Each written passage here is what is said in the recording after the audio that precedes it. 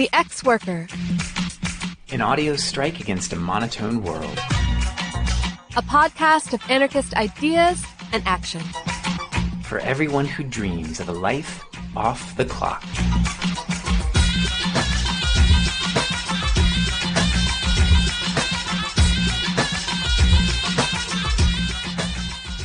Welcome back to The Ex-Worker. In this episode, we'll continue our ongoing coverage of survival and resistance in the era of COVID-19. We've got an exciting show ahead, so get ready. Over the weeks and months to come, we'll continue to explore an anarchist analysis of the global pandemic and the various efforts to respond to it, both by increasingly authoritarian states and by popular initiatives.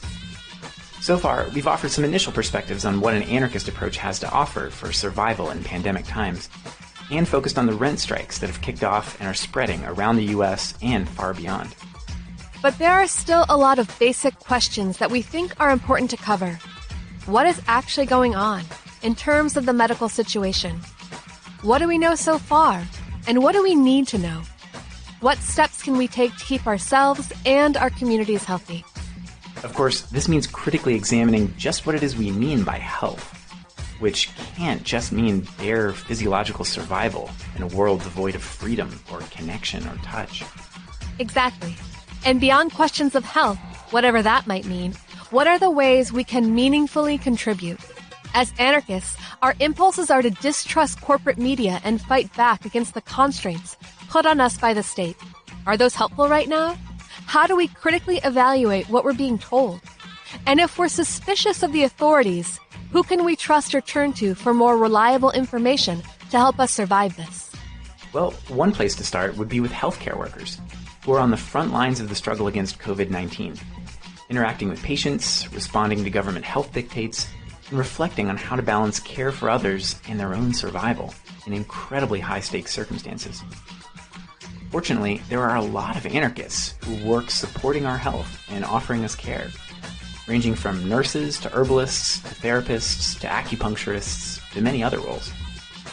Since hospital nurses in particular are bearing the brunt of some of the highest risk, sketchiest conditions, and have some of the most immediate up-to-date perspective on how the epidemic is taking shape, we decided to reach out to some of our friends around the U.S. who are working in these conditions to ask them some of our most pressing questions. So that's what you'll hear in this episode. First, we'll share a text we pulled together from a written interview with an anarchist ER nurse in the southwestern U.S. It gives a sobering account of the urgency of the health crisis, advice for preserving our individual and collective health, reflections on mutual aid and the contradictions of resistance to authority in the pandemic, and what horizons for change the crisis may open up. Next, we've got a long and really exciting live interview to share with two more anarchist nurses based in New Orleans. We discuss facts and myths about the virus, the politics of health and safety responses, perspectives on harm reduction, balancing distrust of authority with the reality of expertise, the legacy of AIDS and the critical importance of grassroots community responses, decentralizing health knowledge, the way that social oppression shapes the impact of the pandemic, types of support that are helpful or less helpful for nurses and other healthcare workers, our culture's phobias around death, and so much more. Seriously, y'all, this is a super exciting interview, and you should really check it out. It's so insightful and informative, and just a treat to listen to.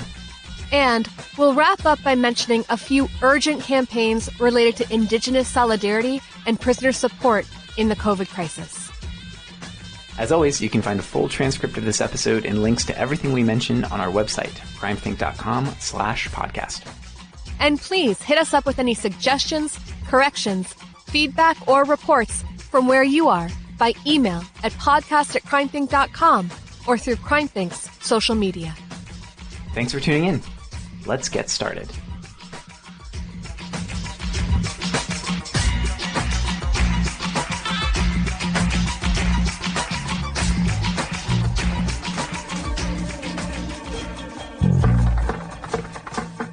Survival is Resistance, an interview with an anarchist ER nurse. We compiled the following text from an interview we conducted with an emergency room nurse working on the front lines against COVID-19. Like many other healthcare workers across the country, They are unable to speak to the media directly for fear of losing their job. So we at The Ex-Worker collaborated with them to edit and narrate what you're about to hear. We hope that you'll find it informative, both in its sobering assessments of the scope of what we're facing medically and its nuanced approach to how anarchists can understand and respond to the situation we're in.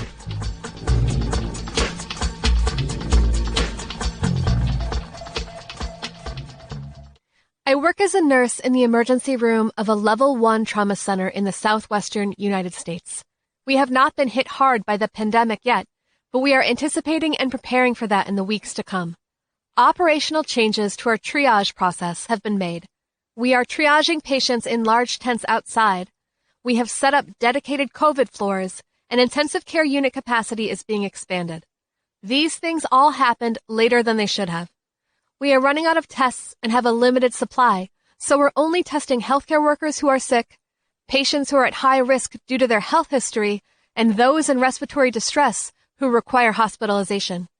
At first, my facility wasn't implementing the necessary safety protocols in response to patients who were coming in with some of the less common early signs of COVID-19, abdominal issues, jaundice, loss of taste and smell. Because patients with these symptoms weren't initially identified as putting healthcare workers at risk when this all started for us last month, we were all basically exposed before a more regimented isolation policy was put in place. We are now running low on personal protective equipment, or PPE. What kind of PPE we have access to and how we're being told to use it is changing daily. Right now, I'm baking an N95 mask in my oven at 158 degrees Fahrenheit for 30 minutes in order to sterilize it for reuse. These are meant to be one-time use. However, we are running low and I'm preparing to no longer be given any more protective equipment. As healthcare workers, we're coming together to do a hard job in the way we always have. Morbidity, mortality, and trauma stewardship have always been a part of it. Really sick cases are just beginning to show up in our ER. People who usually come into the hospital with non-emergency issues are staying away. However, we are getting a lot of patients from nursing homes, jails, and dialysis clinics. These patients were already medically vulnerable and are very ill when presenting. As the weeks pass, we are putting younger and younger patients on ventilators. We have not run out of ventilators yet. As nurses, we are being pressured to do more with fewer resources and there is no end in sight. I think it maybe seems easier for organizers in other industries to propose things like strikes, but for healthcare workers, it's complicated. During previous nursing strikes, the hospitals have had the ability to pay travelers to fill in during strike days. Even nurses out on strike want patients to have safe care while they are away. Most nursing strikes are not about money, but about ratios, safe working conditions, and PPE supplies. Right now, in a short-staffed environment, getting enough travelers into staff isn't necessarily a possibility. So, while we are running out of PPE, and going to work involves risk to myself and my family, not going to work will also lead to an increase in deaths. I think the thing that is yet to be determined is if or when we will get to a point of system collapse, and what that will look like. When will my coworkers start getting ill and need to stay home? When will they start to die? They have started to die in other parts of the country. They have died in Spain, Italy, and China. When will people's altruistic desire to stem this pandemic be overwhelmed by their own utter exhaustion and moral crisis, or their fear of their own death, or the death of their loved ones? Total healthcare system collapse can happen. It happened during the Ebola epidemic in certain places, and it could happen with COVID-19. It seems very likely that COVID-19 can be both airborne and transmitted through droplets at this point. People can have very high viral loads before becoming symptomatic. It's not just a disease of the old. Those over 65 are definitely more at risk, as well as those with comorbidities or other health problems, and people with suppressed immune systems. However, teenagers and people in their 20s, 30s, and 40s are being put on ventilators. Some are dying. Your youth will not necessarily save you, and even if you don't die yourself, you may inadvertently infect someone who does. Projections from my area predict that the healthcare system will reach peak overload in late April to mid-May, if the only collective effort to flatten the curve of infections we undertake is social distancing. The difference in mortality between an approach of just social distancing versus sheltering in place is stark. In my area, the projected difference is over 100,000 deaths. That means that 100,000 lives could be saved if people stay home over the next 3 months and only leave the house once a week for groceries, if possible. People need to understand that healthcare is no great panacea. There are only about 100,000 ICU beds that can be safely staffed in the entire United States. There are only 2 categories of people right now: healthcare workers and other essential workers like grocers, and everyone else buying us time. Testing capacity is not high. The U.S. government turned down $17 World Health Organization testing kits in order to make their own more expensive tests that did not initially work. Don't get fixated on being able to be tested. It's a viral illness, so knowing for sure that you have it won't necessarily change what you should do to manage it. It takes supportive care, lots of fluids, temperature management, and so forth. If you start showing symptoms like a fever and a dry cough, assume that you have it and quarantine. Only go to the hospital if you are in respiratory distress. If you do go to the hospital and they send you home, go back if you are having increased shortness of breath or difficulty breathing.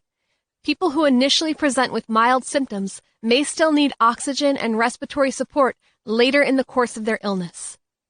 This is an illness that will touch all of our lives by the time the pandemic ebbs. We all know someone who will die. We just don't know who yet. Despite the urgency we feel to do something to support the most vulnerable right now, we need to be very careful and thoughtful about how we participate. I am trying to get the anarchist mutual aid collectives here to conceptualize themselves as potential vectors between vulnerable populations that wouldn't otherwise cross-pollinate. We all have to consider ourselves as potential vectors. Well-meaning anarchists might inadvertently infect houseless folks, IV drug users, HIV-positive home meal recipients, undocumented families, and elders on the reservation. Some of those are pretty distinct populations that might not ordinarily overlap much, but the needle exchange, food programs, and childcare offered by our friends could get everyone infected. I think our friends are smart, and they will mitigate risks, but I am worried about cleaning protocols when supplies start running low. Whatever project you are putting your time into, just be sure you have functional protocols and you are holding one another accountable to them. Please do not accept well-meaning frontline workers who want to show up physically in your projects right now. As a hospital worker, the last thing I should be doing on my days off is interacting with high-risk populations. I think anarchists are tenacious and have understood the limits of capitalism and how to survive during moments of system collapse for a long time. We've had experience preparing for social emergencies, and this pandemic is providing opportunities to help others reframe the social contract. We have a lot to offer. However, I think anarchists need to be careful to not equate quarantine or lockdown with government repression. Our natural inclinations to shirk authority may not serve us in all cases. I think there is a tension between the need to follow a reasonable public health approach and the fact that this is being implemented by local, state, and federal government actors. We need to be nuanced, pragmatic, and thoughtful about all of this. Take the advice and assess what it means to you. Should we push the state to let our friends out of detention centers and jails? Hell yes. Should we push back about curfew, shelter-in-place orders, and shutting down our daily lives? No, we should not. We need to shelter in place. I know that being advised to only see immediate family and your closest monogamous partner just isn't advice that works for our community. But please, try to follow some version of shelter in place and limit contacts with others. Do not equate quarantine with government repression. This time, the state is trying to kill us by getting us to loosen our isolation practices and go back to work or out into the world as consumers too soon. For my part, I am working overtime and I have made other living arrangements for those closest to me in my life. I am seeing my kids once a week outside for a few hours, and I am not touching them. My life is very physically isolated right now, but I have friends who have done way more time in solitary confinement than this, and it is worth it to keep my community safe. I promise to keep going to work well past the point of madness, Just try to do your part and stay home.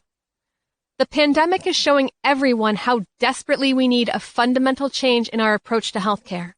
This may not sound very radical, but so long as the state exists, I do think that healthcare needs to be a universal right in order for us to survive, to fight on for a better world. I think the experience of the pandemic may be enough to finally get a single-payer healthcare system in place in the United States, one of the only silver linings of this awful situation. A profit-driven system cannot accommodate strategic, long-term pandemic planning. I think we will finally see some change around this. Of course, it will be too late for the hundreds of thousands who will die in this pandemic, but it may save lives in the future. The last few weeks have taught others what we anarchists have already known for a long time. We don't have to live this way. We don't need to kill ourselves working full-time to pay rent. Our kids should have decent schooling and food on the table. Our employers should care if we have childcare. Society should give a shit if people can access healthcare. We don't have to be enslaved to the neoliberal death machine.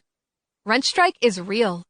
People are giving to others and of themselves in the unique way they do during a pandemic.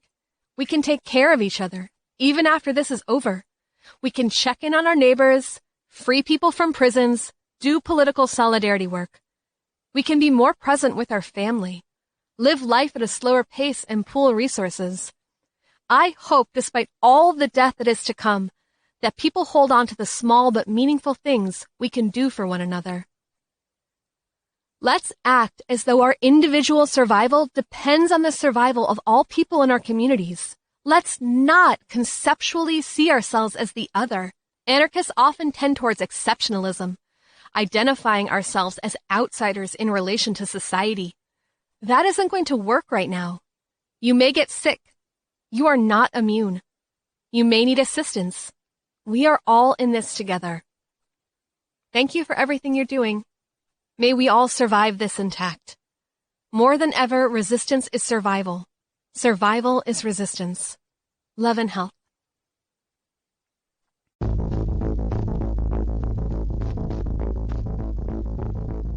As we go to press, we're hearing reports that COVID-19 antibody tests could offer a useful tool for fighting the spread of the virus. If somebody has been infected and recovered, whether they had symptoms or not, their body produces antibodies, which are proteins produced by the immune system that recognize and neutralize a particular antigen, meaning a particular harmful substance like a virus or a toxin. Incidentally, most definitions of antibodies describe antigens as foreign or alien, which is just another example of the slippage between xenophobic political language and the supposed neutrality of scientific language. Anyway, testing for the presence of antibodies for COVID-19 will indicate that you've been exposed to it, and for the time being at least, like a year or two, though we don't really know how long for sure, you're likely immune to it. This is different from the test that tells you if you have the virus presently in you. One of the things that testing for antibodies can do is to identify people who've had it and recovered so that their plasma can be given to people who are seriously ill. It's one of the potential treatments that can help save lives of people who might otherwise die from it. But there's another dimension to antibody testing that leads in a potentially frightening direction. In the UK, there are proposals for widespread antibody testing so that people who've been exposed and gained immunity can get back to their lives, i.e. their jobs, allowing a partial easing of the overall social lockdown on a case-by-case basis.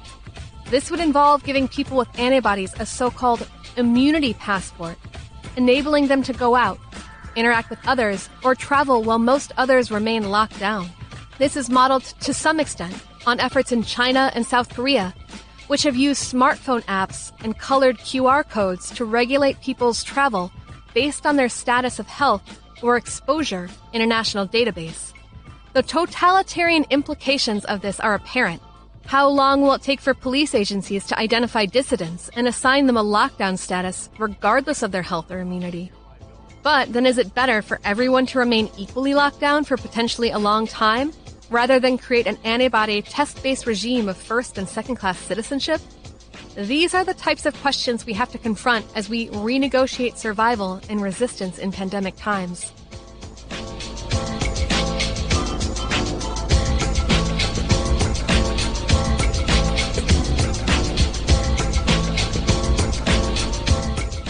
Next, we'll turn to a lengthy interview with two other anarchist nurses from New Orleans, Louisiana. The discussion starts off with updates and concrete advice about protecting our individual and collective health, and then covers a wide range of topics: harm reduction, the politics of information, the legacy of the AIDS epidemic and the activism against it, more and less helpful ways of supporting healthcare workers, balancing rejecting authority with respecting expertise, horizons for mutual aid, and so much more. So enjoy, take notes, get fired up, debate what they've got to say, and let us know what you think.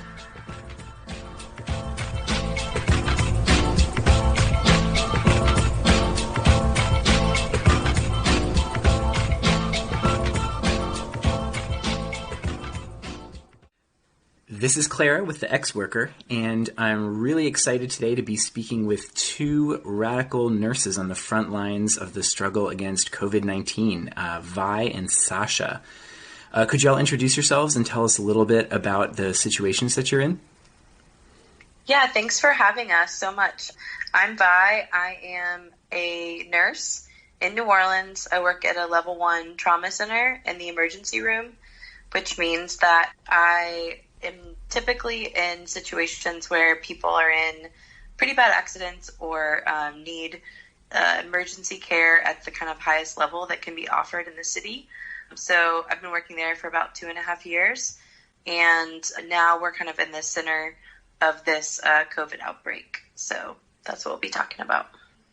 And I'm Sasha. I am a med-surg nurse at a level 1 trauma center in New Orleans, and the floor I work on is usually mostly focused on infectious disease like AIDS, MRSA, TB, and most of my patients are usually pretty stable and just need things like IV antibiotics or just certain kinds of monitoring. But now, during this crisis, since 2 weeks ago, we have transitioned to being the COVID-19 floor. So when someone in the emergency room sees someone with COVID-19 and they need hospitalization, but they're not in critical condition, but still need to be monitored or given oxygen, they come to me.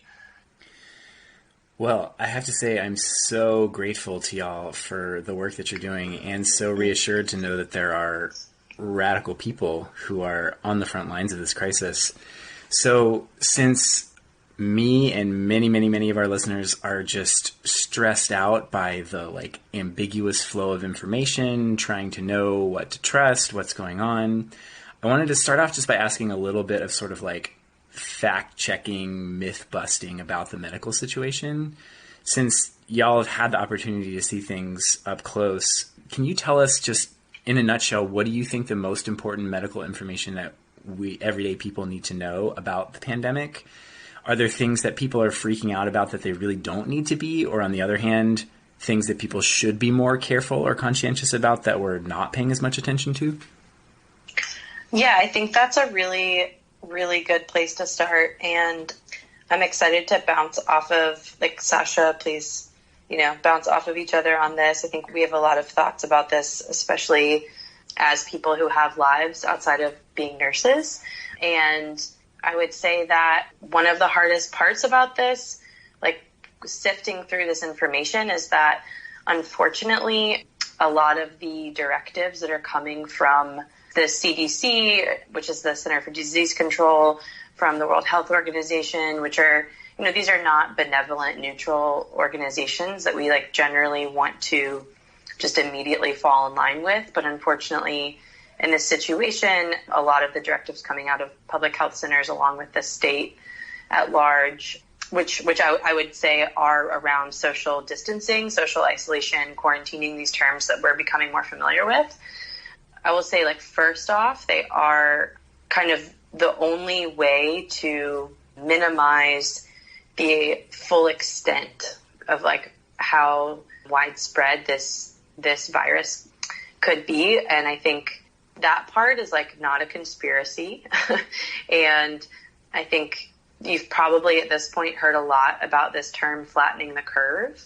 And that is largely a term that comes out of a public health discourse in order to not overwhelm hospitals so that people get sick at a slower rate so that hospitals can take care of them, which generally increases the survival rate in pandemics. So it's not a term that means like this won't affect less people. It means how will our healthcare systems be less overwhelmed so that more people will survive.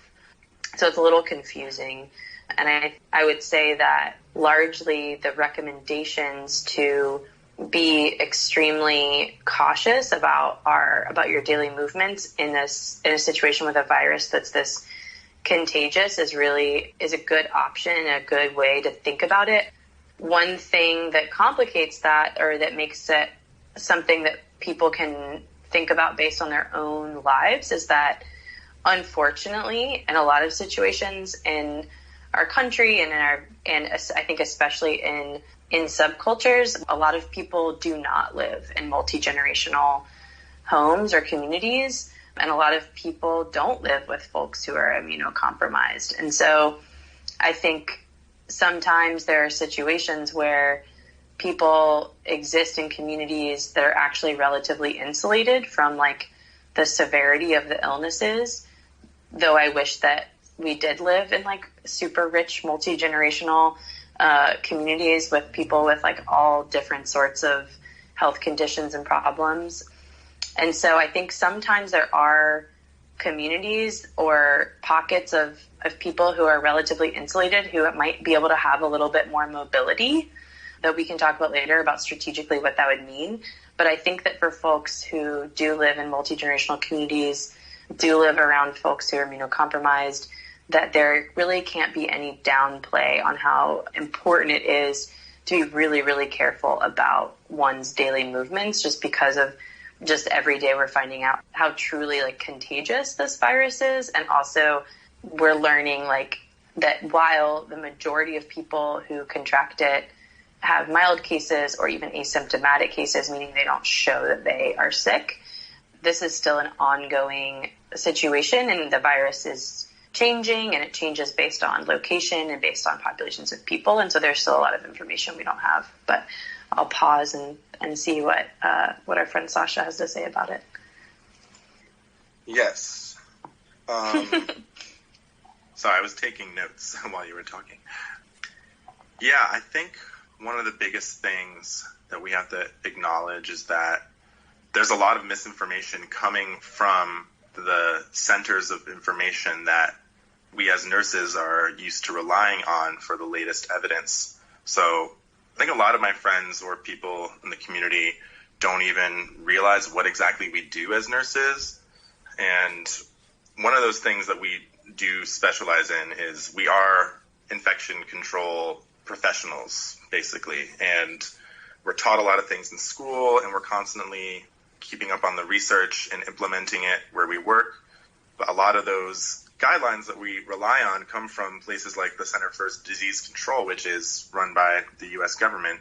And a lot of that information now, we're realizing pretty quickly, we're so used to taking that information for granted as being based on science, and now it's becoming really clear that it's based on politics. And it's kind of a mindfuck to think about how the institution that we're supposed to rely on for scientific research on how to prevent infection is actually politically constructed by whoever's in the government.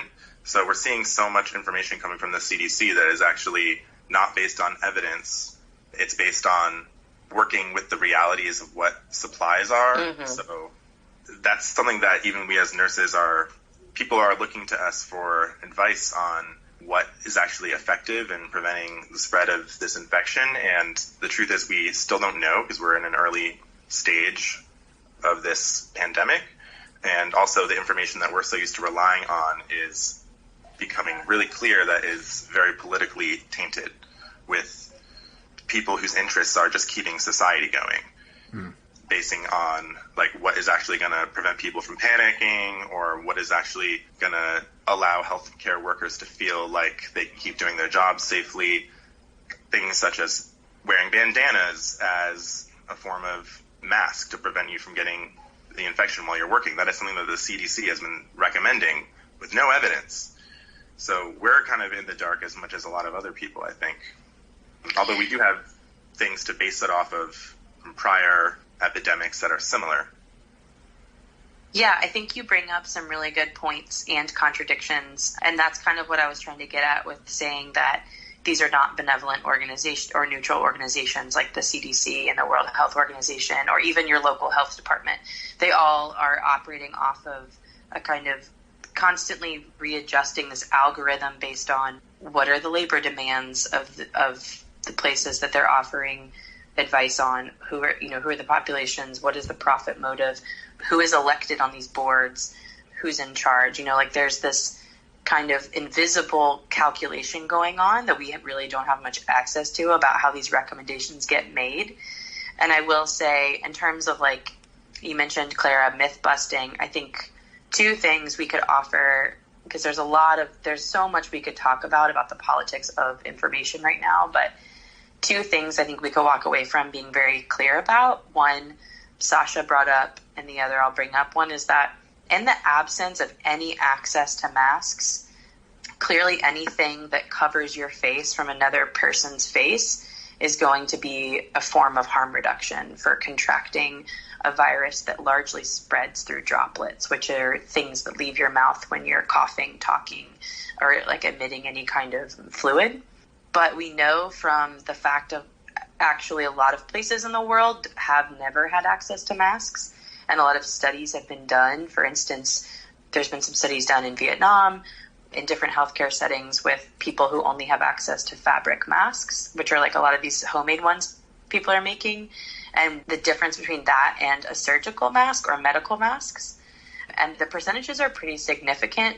So on average, a cloth mask is going to protect you from around 44% of kind of droplets and particulates. And a surgical mask is going to go up starting at the 60s percentile and then goes up higher based on the quality of the mask. And so clearly something is better than nothing. Although when we're talking about people on the front lines, we shouldn't be settling for just something, right? And that's a different topic. But in terms of people who need to protect themselves going out into the world, yes, a cloth mask could be acceptable, but you need to be thinking about how often you're washing it and sterilizing it, i.e. as much as possible. And then secondly, what kind of situation are you going into, and is that the most appropriate protection you have for yourself? Another thing we're seeing a lot of is, and I get it, people are scared and people want to feel like there's a barrier between them and this kind of invisible world of now that's highly contagious that could hurt them. They feel like it could hurt them. Gloves are only useful if you're wearing gloves and you're not touching yourself or really anything else that's contaminated. So if you touch yourself or anything that could be contaminated, you have to immediately change your pair of gloves. So that's why we have hand washing, right? Frequent hand washing is to deal with the fact that we're constantly touching things, and so we need to be constantly washing our hands. So when people wear gloves and then they play on their cell phones or they open a door or they touch their face, anything else they touch is now potentially going to transmit that. And if they're touching their face, they're not protecting themselves at all. So I think it's something that now we're seeing more of because it makes people feel better, but you actually still have to use the same logic you do with your hands, which is you need to be changing those gloves as frequently as you should be washing your hands. Absolutely. And there's a couple points I want to raise off of that. One is that I'm noticing that in a lot of the discourse among my friends and communities that people are forgetting about one of the most important anarchist healthcare technologies that we have, which is harm reduction. People are thinking that it's either you're completely perfect and doing everything right, or this kind of nihilism where you're not doing anything at all. And I think most of us live in the gray area. I think that we can't stop living our lives. We can't stop seeing our people when we need to see them. We can't stop going to the store, and we need to be okay with that, the fact that we're going to not be perfectly isolated individuals, because that's not how we live, and we need to take steps to reduce the harm of our interaction with others during this pandemic. And part of that is, for me, being better about what Vi was talking about, hand washing and being mindful of the secretions from your face that you produce, covering your cough. Part of what I've been noticing about people having this kind of all or nothing mindset to spreading the infection is this kind of fetishization of protective equipment, or what we in healthcare call PPE, personal protective equipment. People are kind of using masks all the time without really knowing what kind of masks are good for what. And people are using gloves all the time without acknowledging the fact that you're just creating another surface for bacteria and viruses to accumulate, as opposed to kind of less sexy interventions that we have to prevent infection, like hand washing and covering your cough. Like, I see people, even in mutual aid projects that I've been involved with here, people saying you have to use gloves at all times at every point in the process when you're doing anything that might come into contact with others. And that is just, it creates a false sense of security in terms of, as I said, gloves just being another surface for pathogens to accumulate on. And also it is because of how often, as Vi was saying, if you're truly using gloves correctly, having to change them really often, you're possibly going to make the situation worse in terms of leading to shortages of this personal protective equipment that healthcare workers need on the front lines. So I think that one of the biggest ways that we can reduce the harm of our social interactions that we just have to keep on engaging in order to survive is to do these kind of less sexy interventions like hand washing and covering your cough, as opposed to wearing masks or wearing gloves all the time, because those are just ways to feel like you're doing something and to look like you're doing something, when actually, if you look at the actual science of how things spread, you're not actually helping anything and could possibly be making things worse. One last thing I want to talk about in terms of myths and facts about how this spreads is our perception of the restrictions on people gathering in groups and socializing with each other. This is one of the first times where we have anarchists and anti-authoritarians that care about preventing the spread of this virus really heeding and sometimes actively promoting these rules put in place by governments about gathering in groups. There's a lot of social shaming about people interacting in public or getting together in groups. And one thing I want to say about that, it goes back to the harm reduction, is that it's inevitable that we're going to have to come into contact with other people throughout this. Like, this is going to last for months, and we're going to have to come into contact with other people. So we do need to try to avoid, as much as possible, our interaction in groups and interaction with others, but it's going to happen anyway. And we have to acknowledge that and be at peace with that and take other steps to prevent spreading infection when we do end up doing that. And that's, again, I can't emphasize enough how important the idea of harm reduction is to that. And secondly, something that I've been struggling with and I've been noticing, I saw a meme the other day that was, someone posted a meme that said, "How bad can this be?" Anarchists are urging people to obey the government. And then I saw a riff off of that meme where someone was like, actually, no, there's a difference between expertise and authority. And what anarchists are urging people to do is to respect the expertise of people that know about infection control, not necessarily to respect the restrictions of the government. And that's something I think we need to think really hard about. It really sucks to be in a position to tell other people what to do about how to live their life. But what we can do is recommend things and encourage people to follow them as much as possible, while still acknowledging people are going to break that all the time and not reacting in a state-like manner when people don't do that. Not social shaming people, not calling 311 or calling the police on people when they are interacting in groups in public. Yeah, that's just something I've been thinking a lot about, is the difference between authority and control versus expertise and harm reduction. I'm really glad that you brought up that distinction, because it gets at something I've been thinking about a lot in the last few weeks, where as an anarchist, myself and most people that I know have an intuitive and often very well-founded suspicion of the state, the government, the corporate media, etc. And so I know a lot of people's initial reactions have just been to distrust, to not believe what we're being told to do, to think, oh, this is just a this is a smokescreen for rising authoritarianism and fascism, etc. And the problem is that it's not necessarily not that, but also. Mm-hmm. And so what I have often seen in the communities I've been a part of is a rejection of authority, but there being a sort of vacuum of expertise that's untainted by authority to fill that gap. And so what ends up happening is people trusting in really just kind of anything that promises a solution for a health issue or whatever that doesn't seem to be tainted with the same sort of associations with the state or corporate media or corporate medicine or whatever.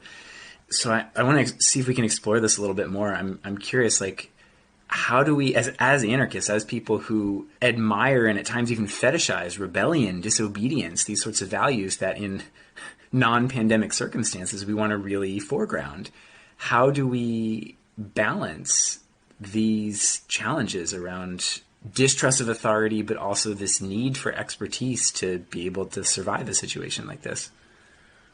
Something I want to interject about that, it's a metaphor I've been thinking about lately.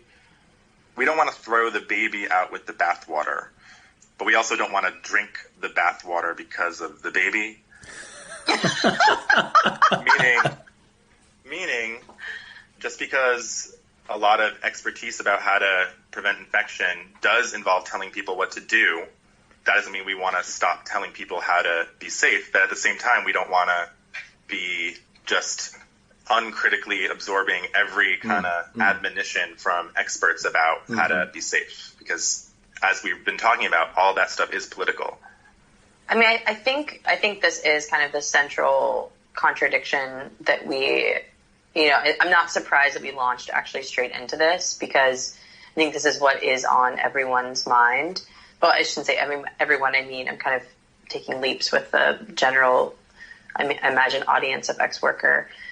But I think we need to think about our balance of our practices of intuition, of how we know how to take care of ourselves and each other, and balance that with the fact that we really have not dealt with a kind of widespread pandemic in our lifetime since the beginning of the AIDS epidemic, which is, which I definitely identify, which many people before us identify as a plague.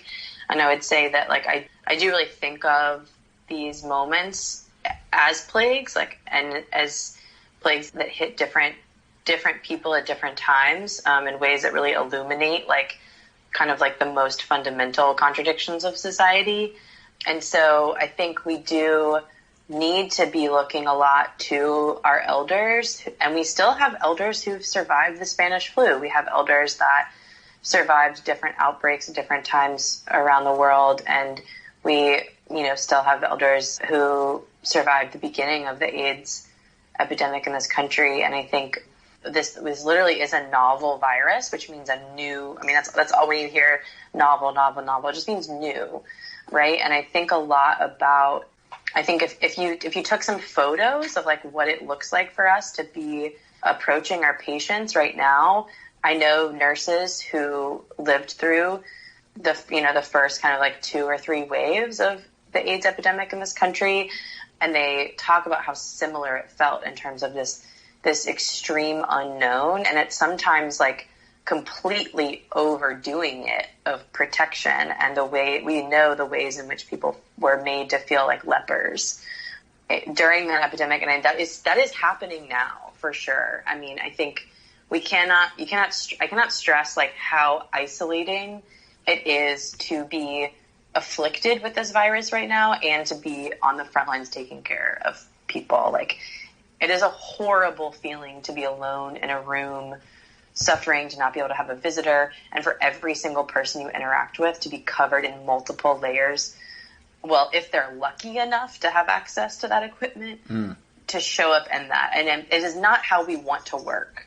Nurses, generally are people of touch and of a kind of connection to the human and to the body that is we don't want to be in these kind of alien NASA hazmat suits, but we are realizing that like we're dying if we don't have them, and also we could kill other people if we don't have them because we can infect someone else. So I think like I'm kind of going on this tangent to give you like a sense of like how dire it is when you really are like in a situation where you're caring for people who definitely, or we have an extremely high suspicion have this virus and need immediate care.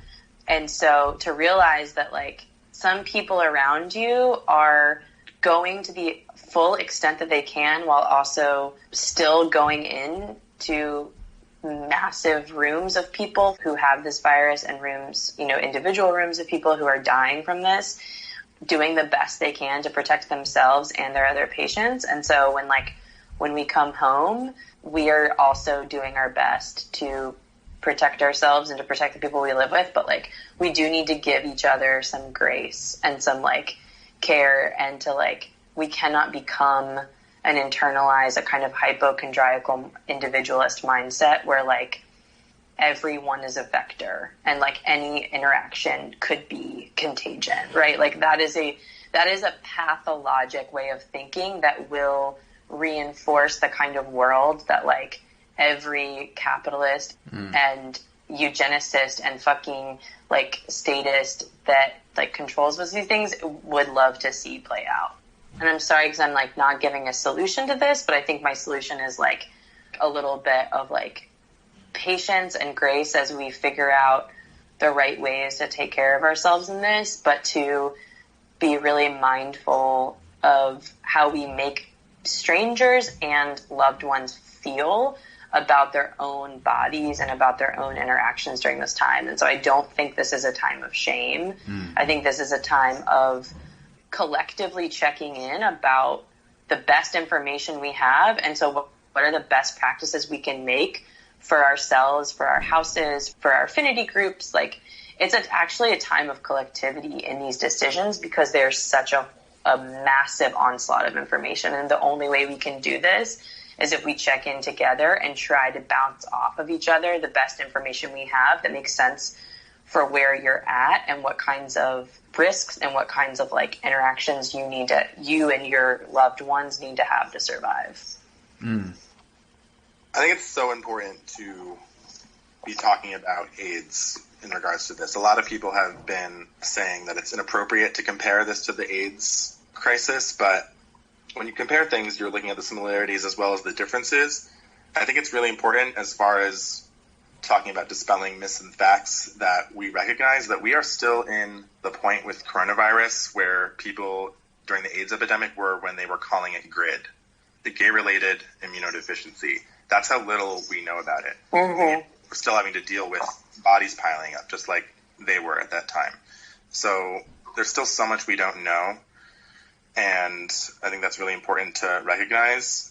I also think that the whole thing that Vi was talking about the ways people were stigmatized during that time for being vectors of the virus is kind of parallel to now when I was talking about harm reduction and victim blaming.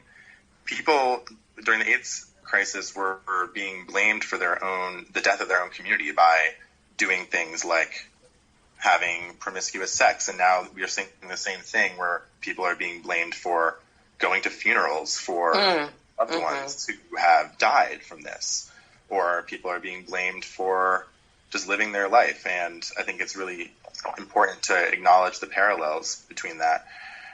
And the way we deal with these patients that do have to be in isolation for their own good or for the good of their community puts us as nurses in kind of a really weird, almost cop kind of role that makes me really uncomfortable, and that we are restricting people's freedom in order to protect the rest of our community. Like, we have to keep people in these isolation rooms and tell them they can't have any visitors, and we are encountering them with all sorts of PPE on. It's very dehumanizing for them, and people sometimes want to leave, and we often can't stop them, which I don't think we should necessarily, but I think it's really important to consider the balance between protecting the community and also protecting people's individual freedom that we as nurses are really on the front lines of.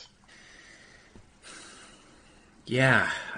I wanted to come back to this question of sort of negotiating risk within affinity groups, households, etc. One way that anarchists have sort of initially responded to the COVID-19 crisis is to think about some of the structures and logics of anarchist organization that we rely on for other things, around affinity groups, around security culture, and so forth, as tools that we could apply for survival, like medical and social survival in a pandemic.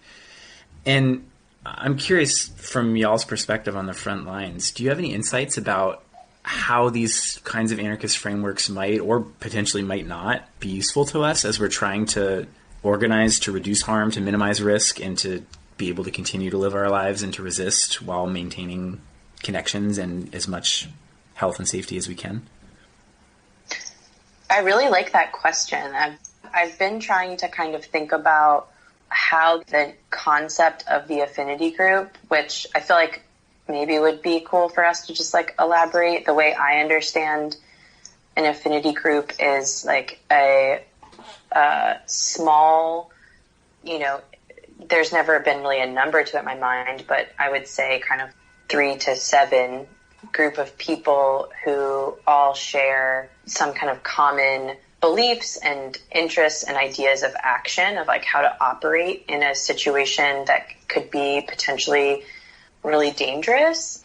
And that could mean like potential for state repression or potential for arrest, or it could even mean like a very life-threatening situation. And I feel like there's been these kind of like magic numbers thrown around from, epidemiologists, from public health officials of like groups less than 10, groups less than 10. And I'm like, we do some of us do know how to work really efficiently in smaller groups to get really monumental tasks done. And I think that this is a time for affinity groups. I don't believe this is a time for strict social isolation. I believe this is a time where we could really relearn and flourish in smaller operating groups of people that have already shared a lot of overlapping risks, whether that be they live in the same house or everyone, a group of people that were kind of doing a lot of things together as this outbreak kind of came about. And so I've already shared a lot of space that puts them in similar risks. It could be coworkers that have come together that realize that they're going to be in and out of the same risks together. So I think it gives an interesting model for how to like operate within a social, still having a sociality within like quarantine. And I think it gives an opportunity to make, rather than breaking off like in your home or at work as like an individual and be like, well, I just have to do what's best for myself, kind of experimenting with what would it be like to link up with a few people who I share really similar risks with and also share some beliefs with, or like have a working relationship to like feel like I know how to make decisions with, to break down some of the isolation. And I've been experimenting with this a little bit at work, where I've heard people really just like, I've been with nurses and doctors in moments of kind of like breakdown where they're like really, really in conflict with whether or not they can fulfill an assignment that they need to do, like, or take care of a patient they need to take care of. And when we get down to the heart of it, like I hear things like, well, at the end of the day, no one's looking out for me, so I just have to look out for myself. And in that moment, this might really sound like cheesy, so I just say like, well, I'm looking out for you and I really care about you. And like, how could we work together, or how could we find the people we need to so that we can still take care of this person, or we can make the situation safer, or you can feel less alone. And I think doing that also when we see our friends struggling is really important. Like when we see people kind of just like having this total breakdown of like, can I even go to the store? Or like, can I do this thing? Can I do mutual aid work? Is that too risky? Like using that model of breaking down the isolation.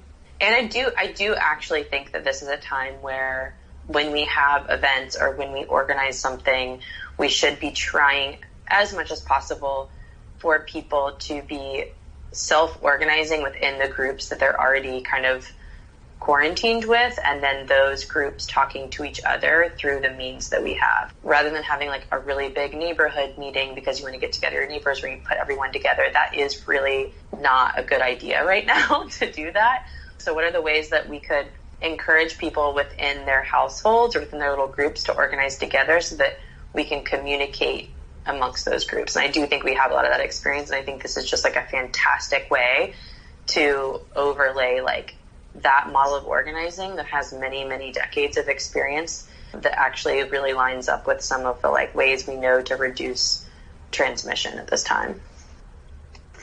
While you were saying all that, Vi, I was literally walking to my corner store to buy a pack of cigarettes. And I really want to, in terms of talking about anarchist technologies that can help us through this, I will reiterate that I think harm reduction is absolutely crucial. A lot of us know harm reduction as a way to help people that use drugs to do so more safely, or ways to not shame people who do sketchy things like, unprotected sex. Instead, be like, okay, you're going to do this kind of sketchy thing because you're a human that likes to live their life and have fun, but what are ways, instead of being like, you're a terrible person and kind of cast you out, to be like, okay, you could still do the sketchy thing and still be part of our community. Here's some other things that you can do to reduce the harm that you're doing to yourself and your community while still living your life. And I think it's really crucial to recognize how important that is, both as an anarchist technology that preserves the freedom of the individual within the community, but also as something that really does have proven track records in reducing things like infections. Because when you tell someone that if you don't do this one thing, whether it be not doing drugs or not having unprotected sex or not social distancing, if you don't do this one thing, then you're an asshole, an antisocial miscreant that is, part of the problem. If you tell people that, then they're just going to have a nihilist attitude about everything. Whereas if you acknowledge people's humanity and existence and allow for that, and also provide tools that people can use to reduce the harm of that, you're going to have a lot more people on board with the overall strategy of stopping the bad thing, and you're going to preserve people's freedom at the same time. We just have like mountains of evidence that harm reduction is actually way more effective in stopping blood-borne illnesses among drug users than just telling people not to use drugs. And I think the same thing can be true for stopping the spread of this pandemic. If we give people tools to adapt to their own individual circumstances, how they can prevent spreading the epidemic, as opposed to just telling people to do this one-size-fits-all thing. Hold on. That was great. The second thing, in terms of, I'm hearing this question as, what are some, anarchist tools that we can use to fight this? I don't have a word for this, but I think a lot of anarchists have kind of a critical literacy of the power that is involved in all forms of knowledge. And everything that we're told is true comes from somewhere and someone that has an interest in something. So I think our ability to kind of assess that and kind of almost pick and choose different strategies depending on the situation is really important. Taking strategies and practices and ideas from lots of different traditions is something that we're so used to doing, and I think it's really important, and I think it's something that we can continue to do as people that are fighting this crisis. We're not indebted to any particular authority or institution about anyone's particular approach to fighting this. We can be flexible and pick and choose different tactics and strategies that work for us. And I think that's something that we're going to have to keep on doing if we're going to fight this. We have to learn from lots of different struggles and people from different ideologies and not be kind of like totally adherent to any one of those, but kind of just pick and choose what works for us and what is in line with our values. Does that make sense? Oh, yeah, absolutely. Speaking of anarchist technologies for fighting this crisis, obviously the term mutual aid network has been totally trending recently. Mm-hmm. And, everyone from Ocasio-Cortez to all sorts of media figures are talking about them. And so there's been a lot of discussion about mutual aid around food, household goods, childcare, emotional support, etc. From y'all's perspective as healthcare workers, what sorts of mutual aid initiatives do you think would be critical for people to undertake to support health in particular? Obviously there's some things that we need really specialized skills around. Are there things that you can think of that anyone can do regardless of their skills or background? Or are there types of specialized skills that you think we should be collectively prioritizing to network to make sure that we have access to? Oh, there's so much we can do. There's so much everyone can do. I think as it relates to health particularly, I'm not interested in making distinctions between, all of the kinds of ways we reproduce life and and health. Obviously these are all interconnected. But I think that there are some really simple ways that mutual aid projects that are related to food and food systems, which I see a lot going on, to rent strikes, to labor struggles, can be supporting also people who might fall very sick to this illness, or also help maybe prevent that. One of the small things that I've been experimenting with, and I know some other comrades have, it is a model that is given to us also from harm reduction and from Narcan trainings. Narcan is the shorthand or kind of brand of naloxone, which is an opiate reversal for someone who's had an overdose from an opiate, which could be anything from heroin to a pill that has opiates in it to fentanyl-laced drugs. And so it is an injection that you can give into a muscle, or if there is an IV established, you can give it through a vein, or you can give it through the nose. And that's the trainings that people do for that reversal agent.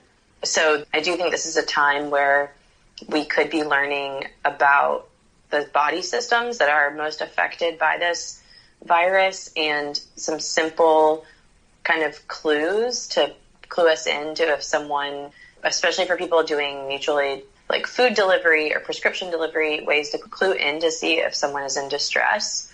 And that does not require someone who, is a medic or even EMT trained, or let alone as an active kind of healthcare worker. But there's some ways that I would encourage healthcare workers and medics who are trained in their communities to reach out to mutual aid groups and do some basic trainings on recognizing someone who is in respiratory distress. And there's models for that. We teach regular people who have absolutely no background in healthcare how to recognize if someone's not breathing from an overdose and administer a drug that's a shot. That's a pretty complicated situation that has been proven to save thousands and thousands and thousands, at this point probably millions of lives, right? And it's a training that's very reproducible and is really easy to teach without jargon. It's really easy to teach to multiple ages of people, multiple levels of literacy of people. And so I think in this situation, though it's not as kind of cut and dry as an overdose, there's ways that we could be on the lookout for people who, especially as this time goes on and mutual aid networks are gaining ground, of people whose health is declining and could need intervention. And so I think that's something that could really be shared. And that doesn't require you knowing the life cycle of a virus, or obviously it's not going to require you even knowing how to do any kind of assisted respirations, helping someone breathe, as much as just knowing, I saw this person yesterday and I see them today and they seem to not be doing as well. And what are some signs to look out for? So I feel like that is something that should be more common knowledge in general about people whose breathing is getting more difficult. And I think also we cannot underplay how important it is that if people do not have access to food, especially to food that nourishes the body, and if people do not have access to ways of relieving stress and ways of surviving capitalism, not having to pay rent and being able to survive without their jobs, that is our most at-risk population.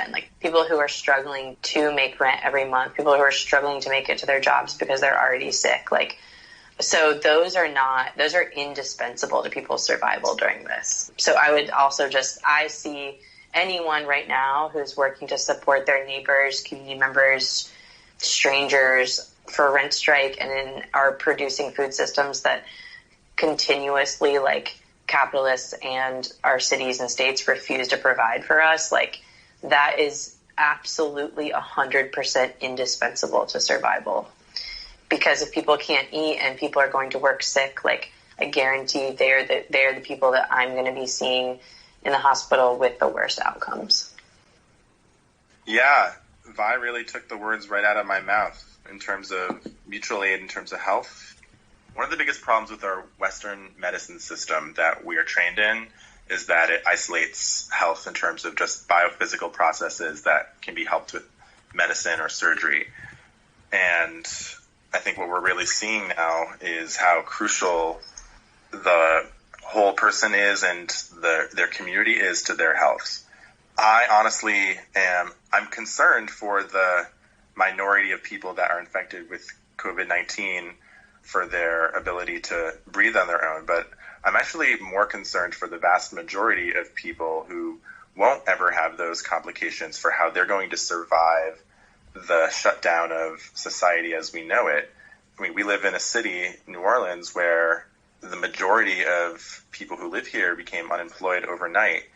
I'm really concerned how that's going to affect people's health. So people not being able to get food, people not being able to keep their housing, like, that's going to affect people's health. And I think we're talking about mutual aid. We have to talk about how to support people in dealing with the collapse of our capitalist economy, how people are going to just do the basic things like feed and house themselves.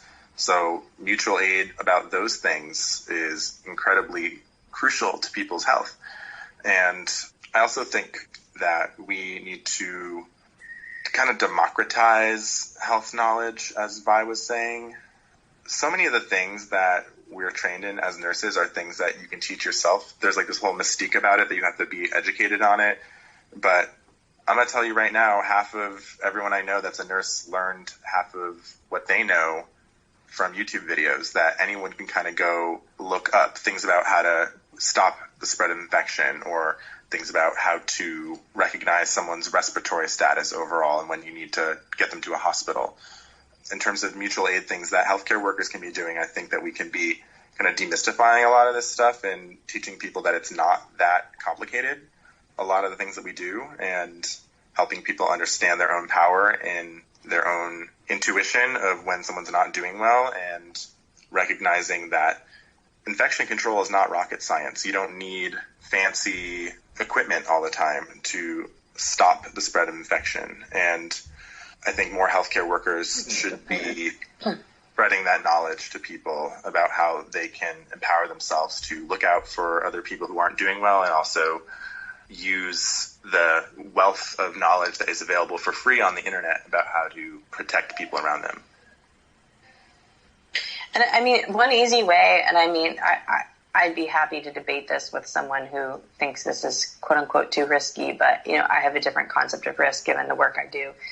You know, if you're delivering food to someone, to let's say, which, you know, my friends are doing regularly, to an elderly person who you're in communication with regularly about food deliveries, one great way to know how they're doing is whether or not they can make it to the front door and open the front door to get those groceries.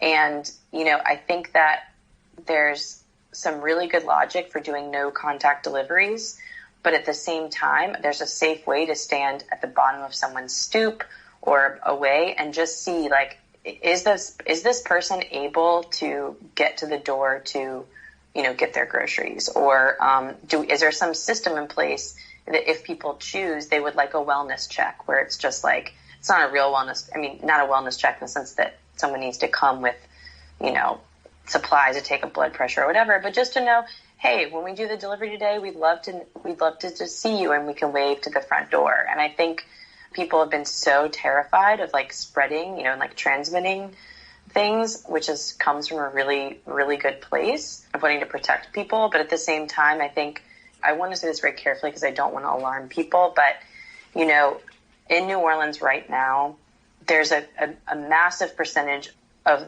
people are not making it to the hospital. Every day we are getting more and more calls from paramedics who are showing up and people have already passed.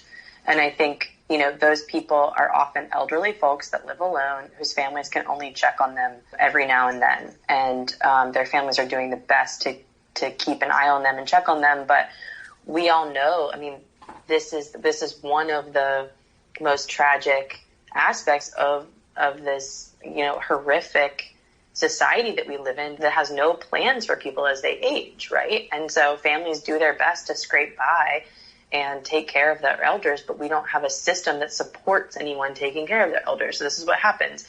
Old people live alone and they die alone. And this is what we're seeing. This is an illness that largely affects the elderly.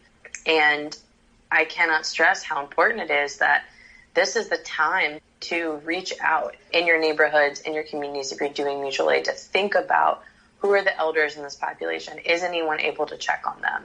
What is a safe way we can check on them? It does not mean you have to go inside that home. But again, this is a moment where social isolation and quarantine is telling you, don't leave your house. Well, what about people that can't even make it to the phone or to the door to pick up support because they're declining and no one knows? And so it's not that we can't solve all of the problems that our society has posed us with, but I would advise, or not even advise, but encourage people to think beyond just this idea of in order to do the least harm with mutual aid, I have to drop something, and then run away. And if a door opens, I might contaminate someone. No, what are ways that we could actually be incorporating just checking on our neighbors? And it's something simple as when I take my walks every day now, I ask my neighbors, how are you feeling? A lot of my neighbors know I'm a nurse. And sometimes, frequently, I will get someone be like, honestly, the baby actually has a fever right now and I'm really freaked out. What do you think I should do? And these are things that we can, help people with, or at least just be an ear to break down that isolation. And so I just urge people to not be so caught up in their head that they're not medical experts. Obviously, don't give advice you're not prepared to give, but you can reach out. You probably know someone. You could also, worst case scenario, you can help someone call an ambulance. So I just think that we can't be too afraid to do some basic human things like check on the people that live around us. And just to add to that, speaking of democratizing knowledge about how to tell if someone's doing okay, yes, whether or not someone can make it to the door is a great indicator if they're having a hard time. Another thing that people don't even realize that they can do to assess if someone's having a hard time with this is you can call them on the phone. If they can't finish a sentence without getting out of breath, they are basically in respiratory distress and might need to go to the hospital soon. Things like that. Things that you kind of know intuitively where someone's not doing well. That's half of what we do all the time as nurses. And just to echo what Vi was saying about people doing mutual aid projects, fearing spreading infection, you have to realize that if we don't do this mutual aid work, people are just going to end up going out anyway to get their needs met. They're going to go out to the supermarket if no one brings them something. People become so afraid of spreading a virus by bringing people food, for example. But it goes back to what I've been saying this whole time. It's harm reduction. You could take every step you can to prevent spreading any pathogens, but if you let the fear of doing that stop you from providing crucial mutual aid, people are just going to go out and live their life anyway and put themselves at more risk. I think it's a lot more risky for an older person to have to go to the grocery store to get their food than if someone drops them a package that, maybe wasn't sanitized 100% perfectly. You're listening to the X Worker. An audio strike against a monotone world.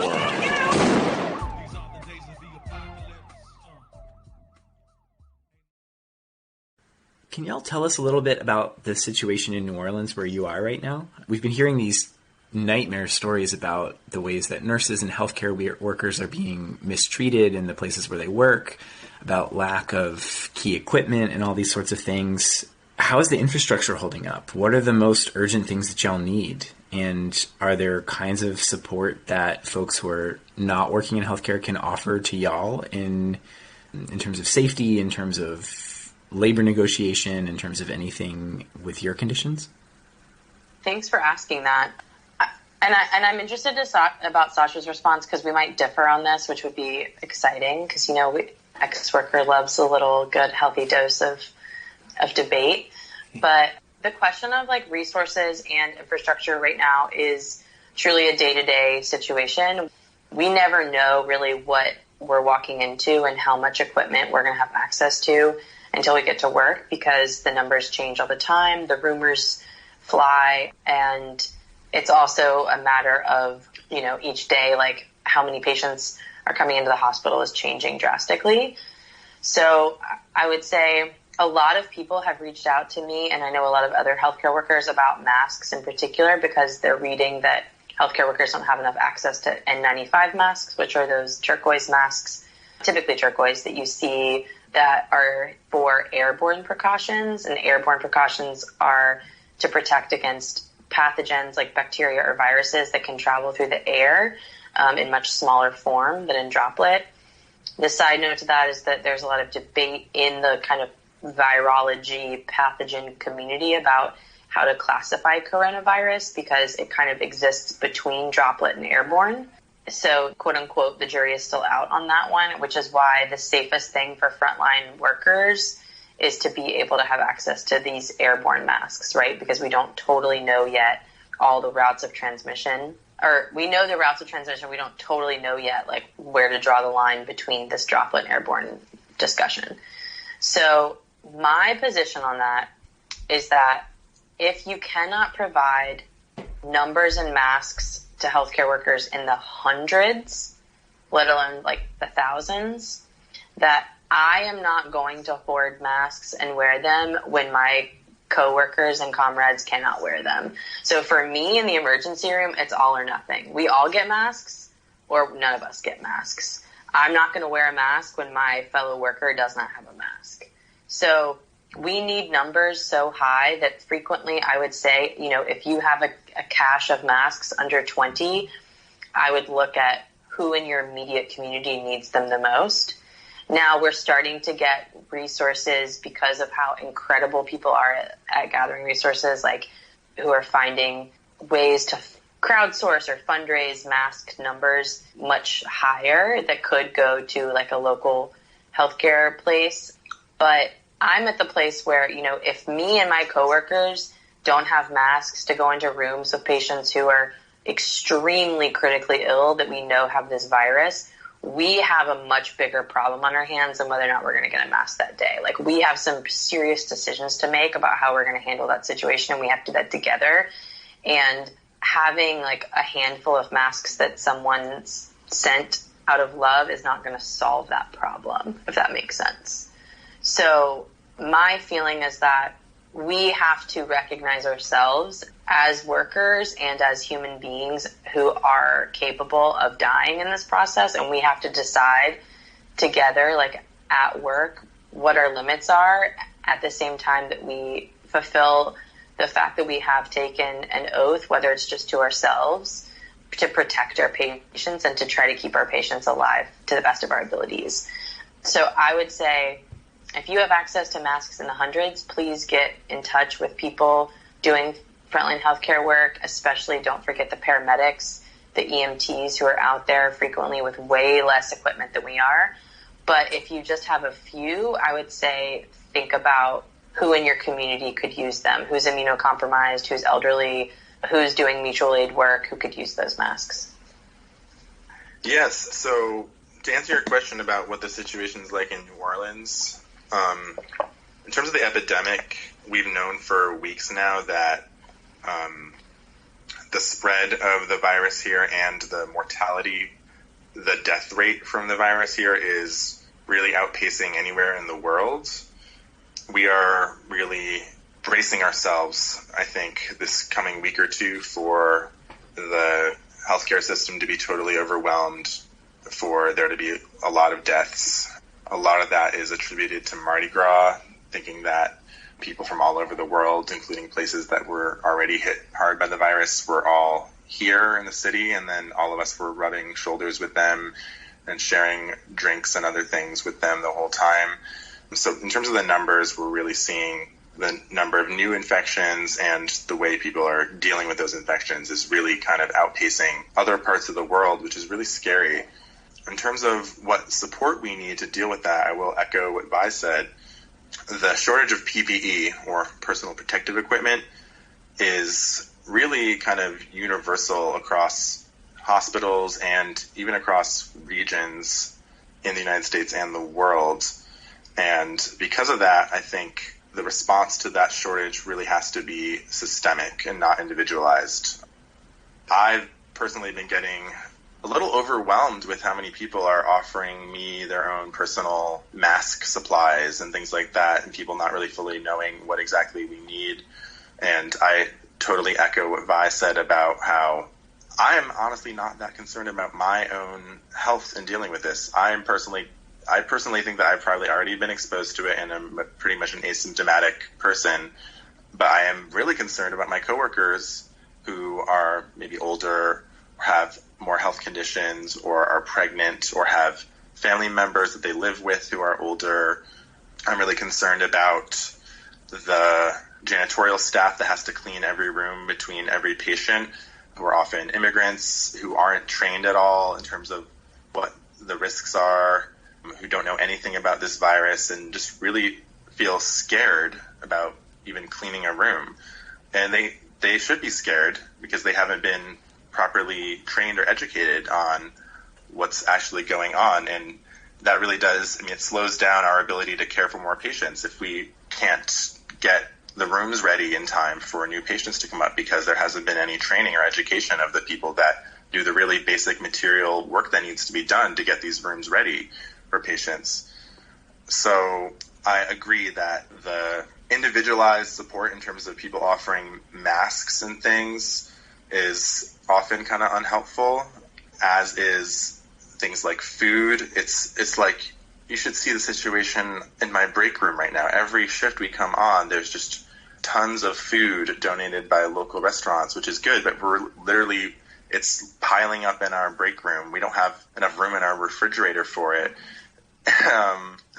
It really is like a symbol for the individual, almost like thoughts and prayers response to a really systemic problem.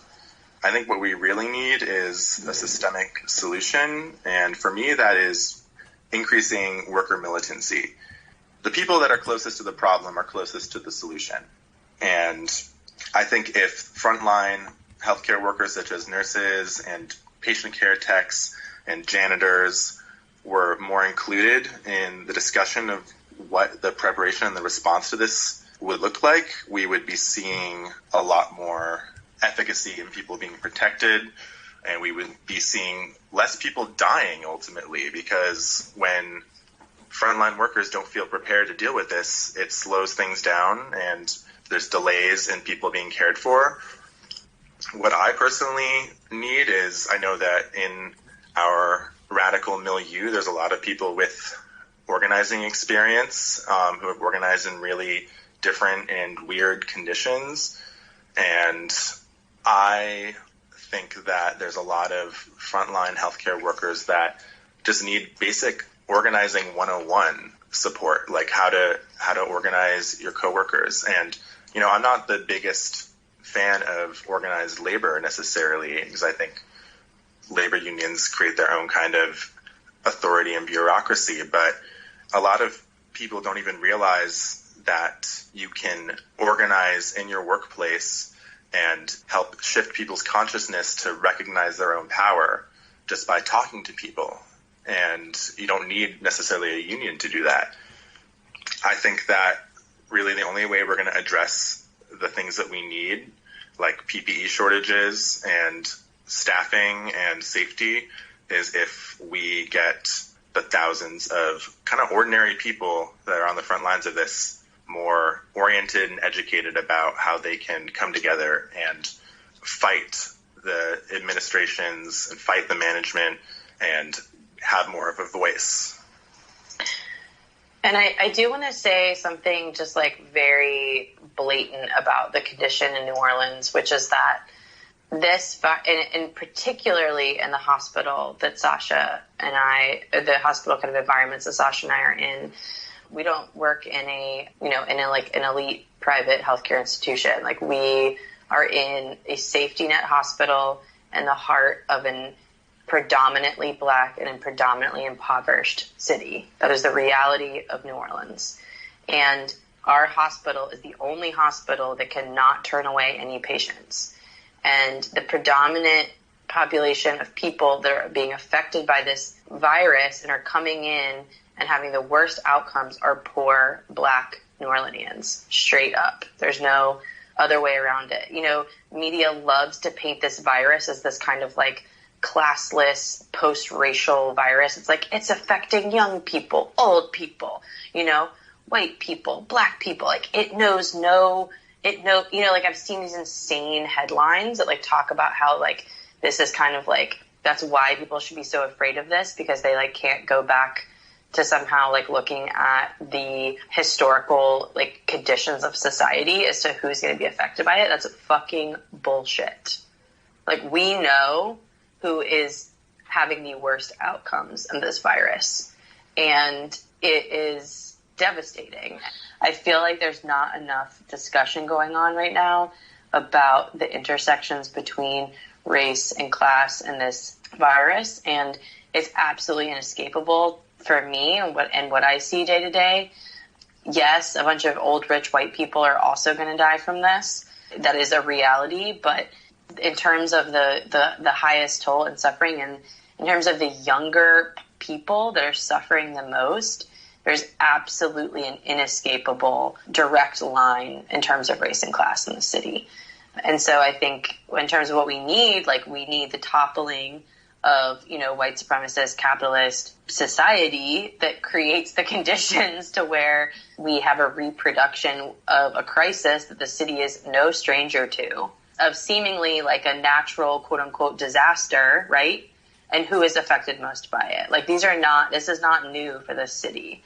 And part of the reason that like I'm so grateful and proud to work in the setting that I work in is that I work around a bunch of people. I work especially around a bunch of women and under a lot of leadership of Black and brown women and men who are doctors and nurses who survived Katrina and led hospitals through the crisis of that, who have been prepared for something like this to happen. And so I also just want to say that because there's a lot of people who are working really hard who have been prepared for this, who are working in spite of like dismal conditions that the healthcare institutions and, the city and state have provided us within. But I'm incredibly proud of the people that I work alongside. And I am absolutely indebted to the knowledge of people's survival in this city. And that is like the reason that I'm able to provide the nursing care that I am, is because of the caliber of my coworkers I'm surrounded by. And that being said, our coworkers' families are dying from this. And yeah, we just had on my floor the other day, we had a nurse die.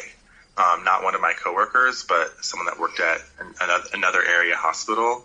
And it really shook everybody to their core to see a nurse that was providing frontline care, who had some other health conditions, and was not really old, die right in front of us, So yes, healthcare workers are dying, and I think that it's really taking a toll on people, and people are just gonna stop showing up for work. They already have. So until we get better protections and people that are coordinating the response to this, taking this more seriously and letting us know what the plan is. Like, we still have yet to see any management where I'm at really acknowledge the severity of what's going to happen or prepare us for it. And we're still being kept in the dark about all of that. And I think if we had more of a collective, organized voice to demand that, then we would be seeing more preparation from these people, by the way, that make many times the wage that we do. The CEO of our hospital makes $1 million a year, straight up. And people who have advanced degrees in preparing for this exact thing that have yet to even dignify us with any kind of plan or anything really, besides like occasional emails that are like hard to decipher. I think that we could demand better and we can get better preparation for all of this if we had more of a collective voice.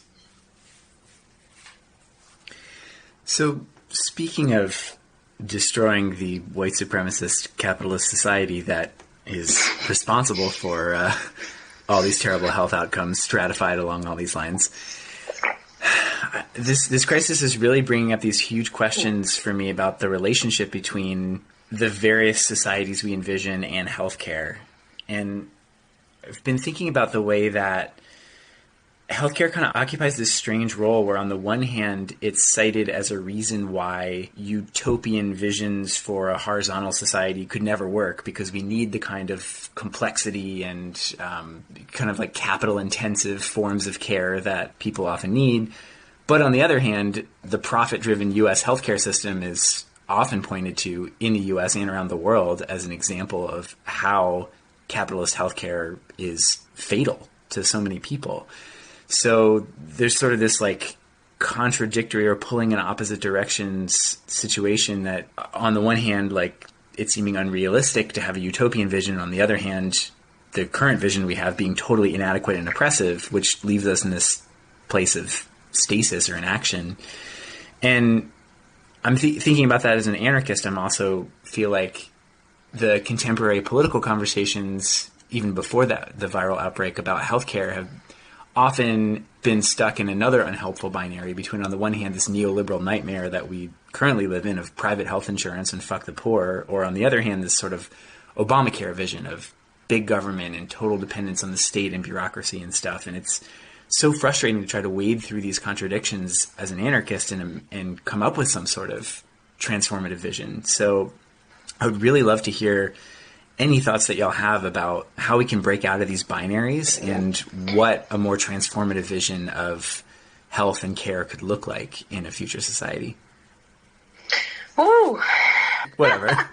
I actually have not, I haven't heard a whole lot of people use the need for high-tech healthcare as a way to dismiss utopian visions. I mean, I hear a lot of more conservative people saying, oh, well, we have the best healthcare in the world because it's privatized and capitalist. But I mean, I don't engage with those people very often. But what they're missing is the fact that when you actually look at our health outcomes, we are way behind countries and societies where more basic community health perspectives are more emphasized. Kind of what I was talking about before. It's if everyone has a place to live and healthy food to eat, then they won't ever need to get some sort of crazy surgeries or be on a ventilator necessarily that we prize so much in this society. It's like, yes, we have a lot more access to high technology, but we only need that because our society is so sick, because we don't have the basic things we need all the time. If everyone had the basic things they need all the time to just be a healthy person, which are really just like the basic material needs of life, then people wouldn't end up needing as much intensive medical interventions. And then I think of places like, I mean, I'm a communist, but like a lowercase c communist. I'm not an authoritarian. But you look at places like Cuba, where they have a general vision of a communist society where everyone has what they need, and they have the best doctors in the world. They're being shipped all over the world to fight pandemics and fight plagues. And I think it's really buying into the propaganda when we think of us being a high-tech capitalist society enabling us to have good healthcare, when actually you look at places that have implemented more of a community version of health where everyone has what they need, actually having way better health outcomes. Sorry, I feel like I sound like a tanky right now, but I guess I'm really passionate about this topic, and I'm starting to realize more what you're asking. I feel like in our anarchist community, there's a lot of distrust of science as being part of like capitalist technocracy. But I'm really inspired by certain radical science fiction authors, like Ursula Le Guin and Octavia Butler and Samuel Delany, where they imagine societies where people are motivated for their love of humanity and their love of life to invent things that help people. And I think we're already there. People that invented the ventilator, or people that invented antiretrovirals to help people with AIDS, they're not motivated by profit. They're motivated by love of humanity. And just because it took a lot of money and resources to develop those things doesn't mean that we can't have those things in a society that is motivated not by profit, but motivated by a love of life and humanity. And I think it's totally possible, and we're already seeing it, that solutions to problems that have plagued us since the beginning of humanity, solutions can be generated from people's own desire to help those around them thrive. And that is one of the hopes, I think, that science fiction for me is giving me, is that science and technology that helps people and the earth thrive is not always tied to an endless drive for profit. And when we're talking about high-tech capitalist societies as being necessary for stopping things like plagues, we really have to look at actually how it went down. I think it's really important to look at AIDS as an example of that.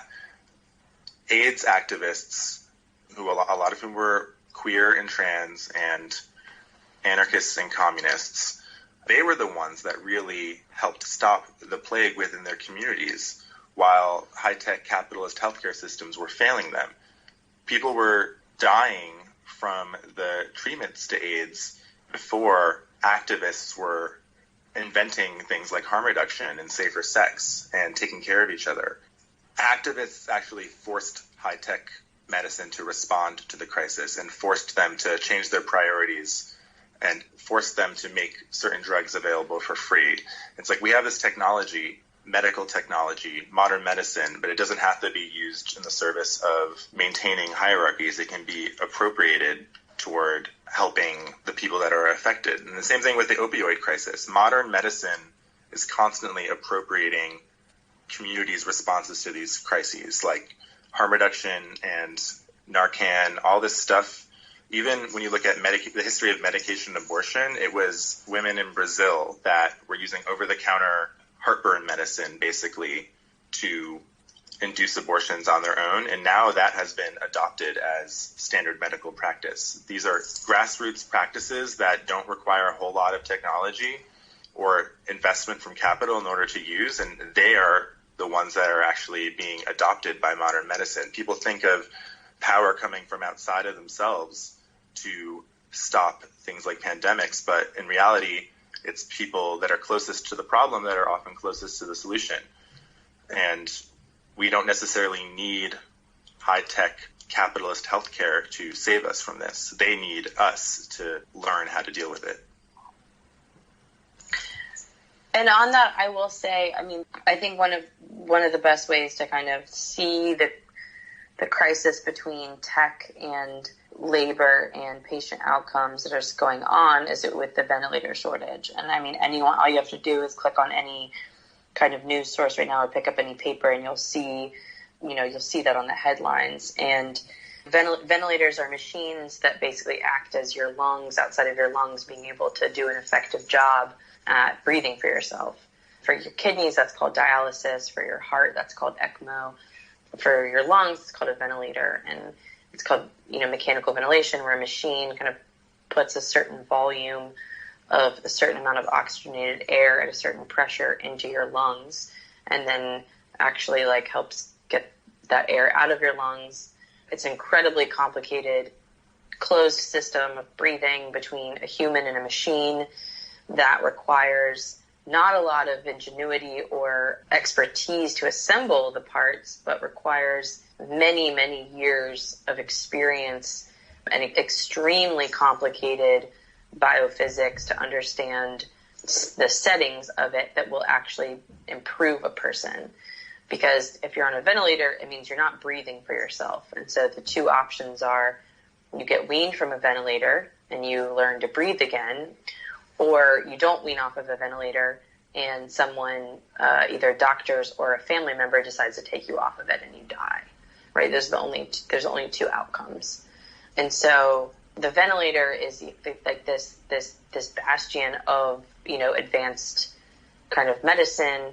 And at the same time, it in of itself as a machine does not keep people alive. It's a team of people that know how to work the ventilator and more importantly, are able to recognize all of the other signs and symptoms that go along with showing whether someone's going to be able to be weaned off of it or not. I'm really lucky to be in a hospital that has a 40% extubation rate, and the national average is 5 to 10%, meaning the work that's being done where I am, people are coming off of ventilators at much more successful rate than the rest of the country. And I really do attribute that to people's courage and ingenuity and ability to improvise in the situation that we're in. And also, this is early in the crisis, but these are not things that we can replicate outside of a hospital system yet. And what it would take to replicate those outside of a system is a full-scale revolution that meant that doctors and nurses and other healthcare workers did not have to show up just to a kind of like institution to work, but were able to work in communities, sharing their knowledge and resources in settings that were like autonomously controlled. Like that is the only way in which a ventilator outside of a hospital right now could do anyone any good. And so this is not just a problem of technology. This is a problem of like all of the ways in which you learn to do some of these things are funneled into institutions that do not allow for any kind of community or individual autonomy. And so the problem is the system of healthcare that is outside of the individual and outside of the community, and that the individual and community have absolutely no control over.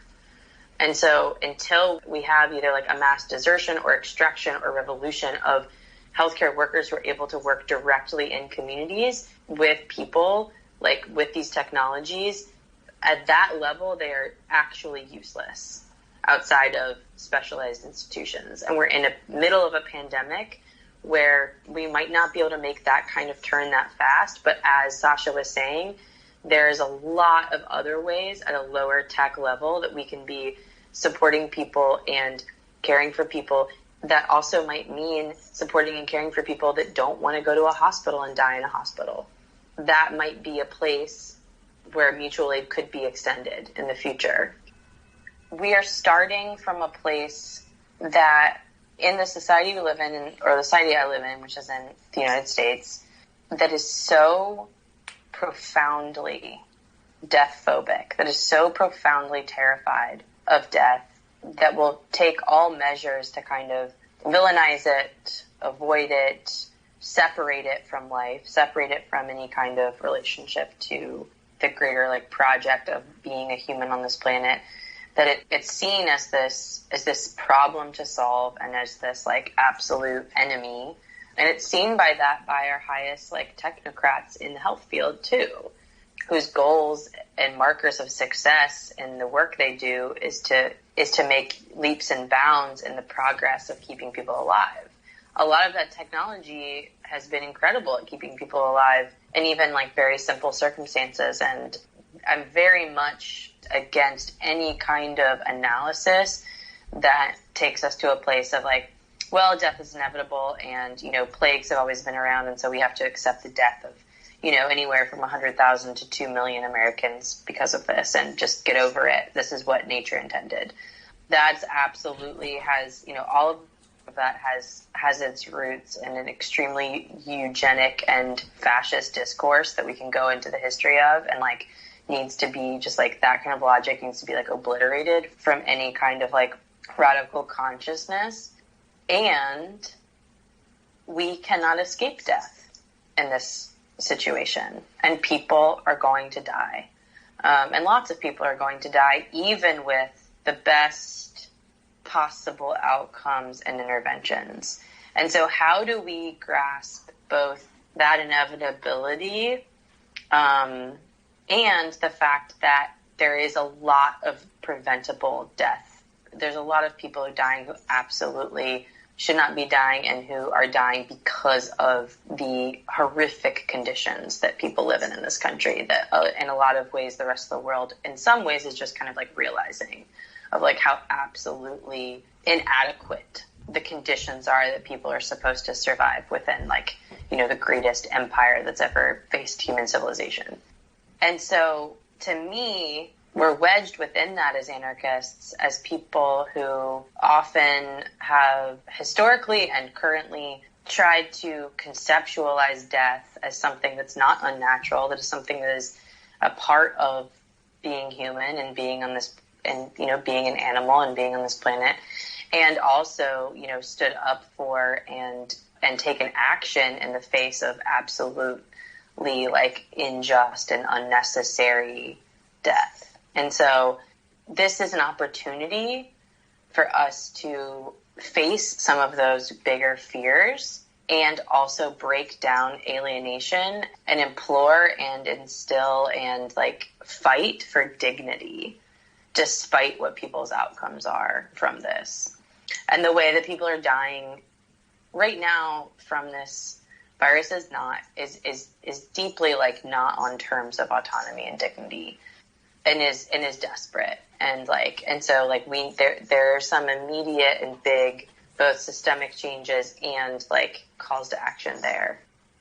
I think in these moments of plague that we're in right now, they offer us opportunities to really, really lay bare the absolute kind of contradictions of the world that we live in, and can sometimes give us the time and, like, the reflection we need to kind of make clearer where we are in this fight.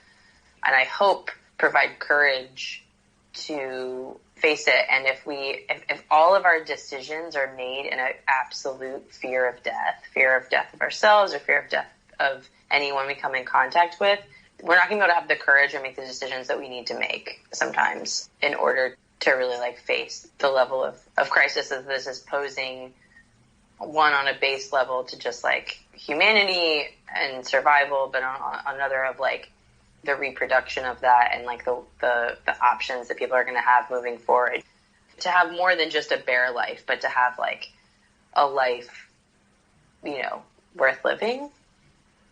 So that's my, like, bit. I don't know. I'm done. Awesome. Thank you so much for speaking with us. Thank you for having us.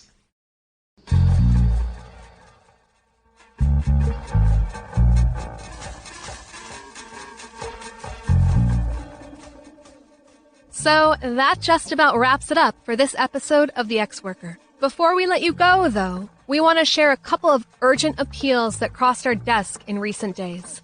Obviously, everything feels, and indeed is, urgent at the moment, and everybody needs money and needs support. But in the episodes to come, we'll try to highlight some of the small ways you can help from your own sheltered-in-place reality to lend critical support in some of the many places where it's needed. First of all, some of you may be familiar with the ongoing indigenous resistance based in Black Mesa, among the Dene or Navajo and Hopi peoples. The area has been the site of ongoing solidarity campaigns with indigenous efforts to resist destruction of their lands by mining companies and to maintain traditional modes of life in the face of cultural genocide. Now, the appalling conditions of poverty and unemployment, food and water scarcity, lack of access to healthcare, and pollution are exacerbating the pandemic. As we go to press, there are over 200 confirmed cases and several deaths, and tribal elders who are the custodians of traditional knowledge and culture are particularly vulnerable. A grassroots campaign is raising relief funds for urgently needed food, medical, and other supplies to help ensure community survival. If you can spare a bit of money, please consider sending it their way. You can find a link to the campaign on our website. Longtime Ex-Worker listeners know that we have traditionally ended each episode with some discussion of prisoner struggles and how we can support them. At this moment, prison struggles are as urgent as they've ever been, since the overcrowded conditions common in prison life make social distancing impossible in many cases, or else relegate people into the conditions of indefinite solitary confinement. which we don't need Amnesty International to tell us, constitutes one of the most inhumane forms of torture to which humans can subject each other. There have been urgent campaigns and demonstrations happening around the country with the goal of forcing authorities to release as many prisoners as possible from not just jails and prisons, but migrant detention centers and other facilities. Already, we have reports of prisoners in New York, Florida, and other places getting sick and dying, as well as guards and COs and other officials. Please, plug into whatever local organizing is happening near you to force officials to release people as soon as possible. Mass incarceration is already a catastrophe. In pandemic conditions, though, it is likely to become a nightmarish death trap. A variety of anarchist media outlets have been doing great coverage of organizing efforts by and for prisoners. You can find links on our website to podcast episodes by The Final Straw, Rust Belt Abolition Radio, and This Is America by It's Going Down, which all discuss aspects of prisoner solidarity. In particular, we want to bump The Final Straw's interview with new African Black revolutionary prisoner Kijana Tashiri Askari, who is in urgent need of medical assistance due to a heart condition. You can find all the details at thefinalstrawradio.noblogs.org or through the links on our website. Supporters of longtime American Indian movement prisoner Leonard Peltier are promoting a campaign to call for his release. Since the U.S. Attorney General has delegated to the Director of the Bureau of Prisons the authority to release certain vulnerable prisoners to home confinement, we're encouraging folks to write to prison authorities asking that Leonard be immediately considered and transitioned to his home on the Turtle Mountain Reservation. Yes, obviously we are disgusted by the concept of home confinement and want Leonard to be unconditionally free, along with all other prisoners. But he's 75 years old and in poor health, and getting him out of prison in Coleman, Florida, and back to his people's reservation as soon as earthly possible by any means necessary has to be an urgent priority. And if this approach might do the trick, by all means, let's try it. We've got the address to write and more information posted on our website. One organization we'd like to highlight has been working for years to free LGBTQ detainees from immigration detention facilities and jails. They're called the Freedom Fund. They're based in Florida, though they operate in many states, and their project is simple. They raise money to get people out who are being held because they can't afford bail. They've helped to free many people, and they also help match up newly released folks with housing and medical, legal, and social support when they need it. In the current pandemic situation, courts are in many cases lowering bails, and the fund has been successful at bailing so many people out that they're expanding beyond their traditional focus, prioritizing LGBTQ detainees, to bailing out everyone they can. If you've got any money you can spare, please consider kicking some their way, and you may be able to directly help get someone out of a cell, aka a COVID-19 death trap. Their website is lgbtqfund.org. We've posted the link as well. We also want to bring particular attention to the case of another incarcerated comrade who needs urgent support to get out of a life-threatening situation.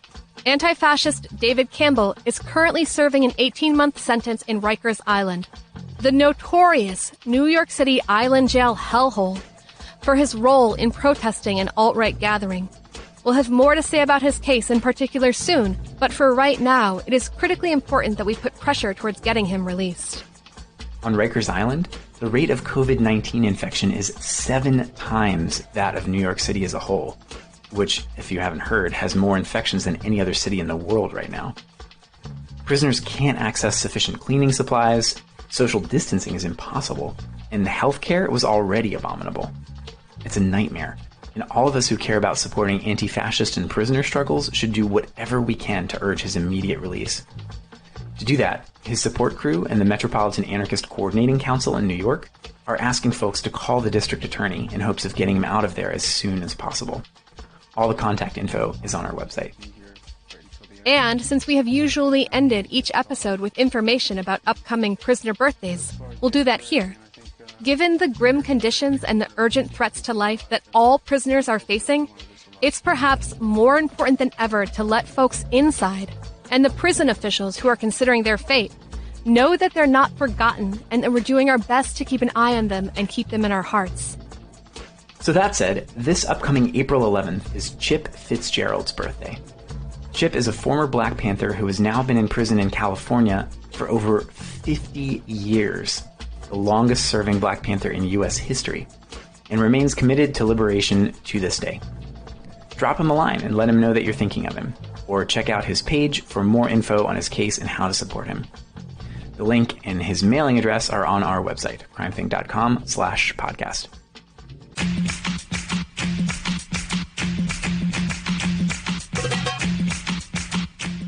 That's all for this episode.